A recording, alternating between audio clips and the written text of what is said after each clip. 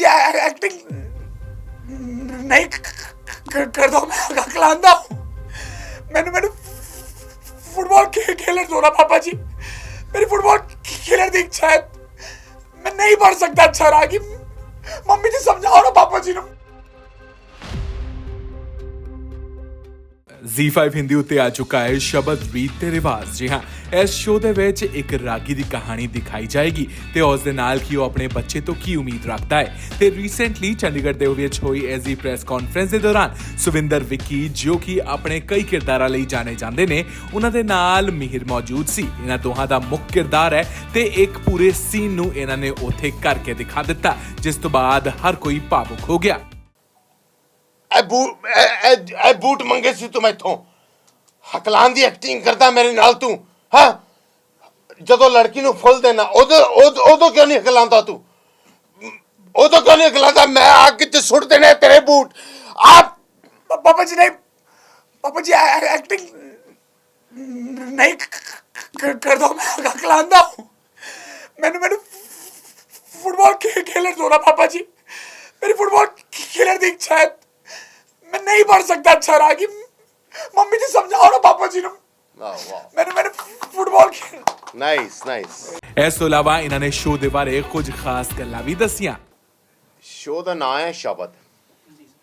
Show का नाम है शब्द। शो का नाम है शब्द। और अगर हम शब्द हटा के अगर शब्द बोले, ठीक है, तो शब्द इज इट्स अ वर्ड। तो एक एक वर्ड जोड़ के जो चीज़ एक लाइन बनती है, फिर उसके बाद काफिया बनता है, तो दैट इज़ कॉल्ड शब्द। जो असी अपना गुरुद्वारा साहब जदों जाने सवेरे उठ के या शाम नूं या जदों भी है ना, जो मौका मिलता है, तो उत्थे जो शब्द और गुरबाणी का जो उच्चारण होता है, सो उससे रिलेटेड है ये शब्द।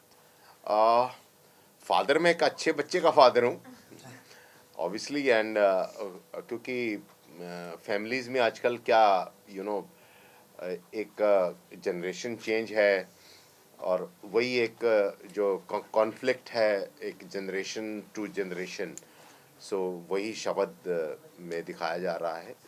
तो in the and I think सब कुछ सॉर्ट हो जाएगा एंड ऑल। कर रहा हूँ, भूपिंदर कैरेक्टर का नाम है। एंड ये कैरेक्टर एक ड्रीमर है, बहुत बड़े सपने देखता है। एंड इससे पता है कि बिलीव्स इन हिमसेल्फ, उसको पता है कि ये जो सोच ले वो कर लेगा, ठान लिया है अपने मन में। तो यही कॉन्फ्लिक्ट होती है पेरेंट्स के साथ कि ये जो करना चाहता है और पेरेंट्स जो चाहते हैं कि वो करे, तो उसमें वो रियल लाइफ में भी बहुत कॉन्फ्लिक्ट्स आती है। अगर कोई बच्चा अगर कुछ करना चाहे तो कई बार पेरेंट्स को लगता है कि वो चीज़ सही नहीं है, पर इस शो से सारे पेरेंट्स को यही सीख मिलेगा कि आपके बच्चों को जो मन है करने का लाइफ में, अगर if they love what they do, just let them do it, it will be great for them. Generation Z जेन जी जिसको बोलते हैं आजकल, जी आप कहाँ से आते हैं या उससे पहले वाली जनरेशन? मैं बीच में आता हूँ, मुझे पता चला मिलेनियल और जेनजी के बीच एक जिलेनियल एक वर्ड है, तो मैं शायद जिलेनियल में आता हूँ। कर पाएगी स्टोरी, जेनजी को बता पाएगी कुछ? बिल्कुल, सिर्फ जेनजी नहीं, मुझे लगता है ये हर एक ऑडियंस को टैप करेगी। बूमर भी कहते हैं, बूमर जो 60-70 एज के हैं, जो हमारे पापा 50+ आई थिंक उनको बूमर कहते हैं। I don't know all these terms, Gen Alpha, Gen Z, but ये रिगार्डलेस ऑफ दैट सारे एज ग्रुप्स को टैप करेगी, because it's a story of dreaming and passion. और सब आप भी यहाँ बैठे हैं, सबके लाइफ में कुछ पैशन होगा, आपकी जर्नलिज्म पैशन होगी, इसलिए आप सब यहाँ हैं, हमारी एक्टिंग पैशन थी इसलिए मैं आया।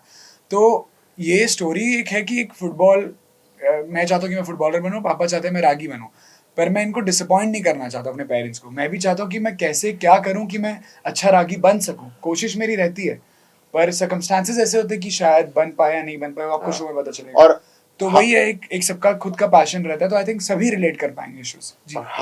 हमें ये लगता है कि मतलब ये कोई बहुत आसान चीज है ना, गुरुद्वारे कीर्तन करना, मतलब सुबह आपको 3-3:30 बजे उठना है, जिसको हम बोलते हैं अमृत वेला। अमृत वेले में उठ के आपको स्नान करना है, उसके बाद आपको गुरुद्वारे जाना है, आपको कीर्तन करना है।